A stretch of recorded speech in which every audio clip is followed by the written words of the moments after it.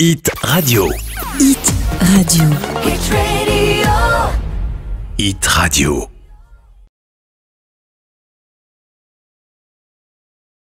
Je suis né à Tanger, j'y ai vécu les 11 premières années de ma vie. Ma famille était des gens qui venaient d'Algérie. C'était des gens très simples, de modestes, nous ne sommes ni des colons ni des milliardaires. Ma mère a été institutrice, elle n'a pas été tout le temps, mais elle l'a été. Mon père travaillait dans la radio-télécommunication. Il y avait une station au Soigny à Tanger, puis ensuite à la sortie de Tanger, il en a été un fondateur. Donc toute mon enfance est traversée de l'image de cette ville extraordinaire où il y avait toutes les nations du monde. On se promenait sur le boulevard, vous aviez un sikh avec son turban. Il y avait des Grecs, des Maltais, des Rifis qui venaient avec les chapeaux, vous savez, tout ça. Et je crois que ça m'a donné un pli. Alors maintenant, vous savez, en vieillissant, on durcit les traits de caractère. Je ne supporte plus de vivre autrement que dans un endroit où les gens sont mélangés. Donc j'habite à Paris, dans le 10e arrondissement. Je ne pourrais pas habiter dans le 6e ou dans le 7e. Je ne peux pas survivre quand il n'y a que des blonds aux yeux bleus. C'est au-delà de mes forces. Donc quand on est arrivé en France, c'était l'horreur pour nous, parce qu'on avait idéalisé la France. Et on a découvert un coin perdu de la Normandie, le pays de Caux, où les gens n'avaient jamais vu personne, où, hélas pour eux, les malheureux souffraient d'un alcoolisme épouvantable. Moi, de ma vie, je n'avais vu quelqu'un ivre dans la rue. Imaginez, au Maroc, ça n'existe pas, ça. Donc nous étions consternés. Et donc, personne ne parlait aucune espèce de langue étrangère. Imaginez-vous, la France des campagnes était extraordinairement arriérée par rapport au Maroc des villes. Casablanca était une ville plus moderne que Clermont-Ferrand. Les gens ne se rendent pas compte de ça, mais c'était comme ça à l'époque. Et nous non plus, on ne s'en rendait pas compte. Donc, on ne parle plus la langue. Tchouf, elle disparaît. Et dans le militantisme politique, je suis amené à reparler espagnol. Alors, j'avais le vocabulaire d'un gosse de 11 ans.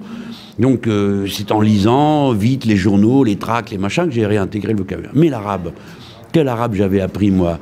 L'arabe de mon copain, à la sortie de Tanger, de quoi on parlait? De pièges à moineaux, des chardons qu'on épluchait, des trucs de gosse, quoi, mais absolument inutilisables dans la vie d'un adulte, vous voyez. Bon, alors je pense que c'est comme ça que moi j'ai perdu le peu d'arabe que j'avais appris, ce qui est ma grande honte, parce que mon père parlait l'arabe, ma grand-mère parlait l'arabe. Alors il faut vous représenter une scène que je vous raconte pour vous faire rire, mais mon père et ma grand-mère en train de se parler un peu vivement dans une maison de retraite en Ariège, en arabe.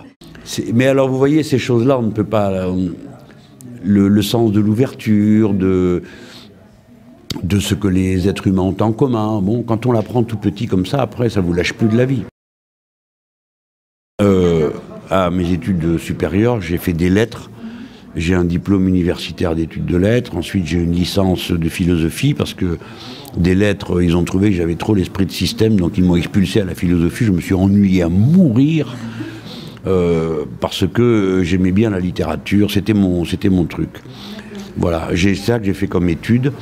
Mais je veux dire à ceux qui vont m'écouter, d'abord qu'il faut être sérieux à l'école, parce que quand on y va, autant travailler, qu'ensuite après on le regrette quand on l'a pas fait. Mais que de toute façon, chacun se dise bien qu'on apprend par soi-même et toute sa vie. Moi, je vais vous dire, j'ai fait des études de lettres, l'essentiel de ce que j'aime et que j'ai découvert en littérature, j'ai découvert par hasard dans les halls de gare en attendant des trains où j'achetais, et c'est comme ça que j'ai découvert toute la littérature américaine, les romans, la fiction, etc. Donc toute sa vie, il faut avoir une attitude ouverte. On regarde, oui, tout le temps.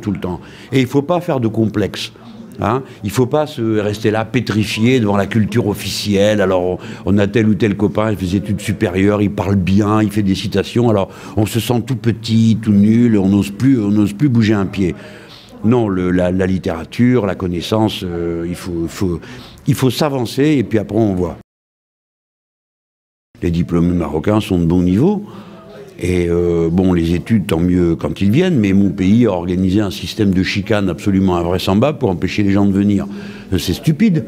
Parce que, alors après, la même minute, ils empêchent les gens de venir, puis 10 minutes après, vous avez une armée de déclinistes qui sont là, qui écrivent des articles interminables dans leurs journaux pour dire « Ah, mais il y a un problème, l'élite intellectuelle s'en va ailleurs, ben, il n'y a qu'à l'accueillir chez nous, et puis elle viendra chez nous, si elle veut. Hein. » Et puis il faudrait aussi qu'il y ait dans l'autre sens, parce qu'il y a des écoles de très bon niveau au Maroc. Alors pourquoi nous on ne vient pas? Pourquoi nos enfants viennent pas? Je pense que c'est comme ça qu'il faudrait que ça marche, il faut que ça circule dans les deux sens. Les conseils des anciens ne sont jamais écoutés. La jeunesse, la jeunesse, c'est la chance du Maroc, parce qu'on dit que chaque génération est un peuple nouveau. Ici, 70% de la population a moins de 30 ans. Je trouve ça fabuleux. En fait, vous avez en vous-même vos nouvelles frontières.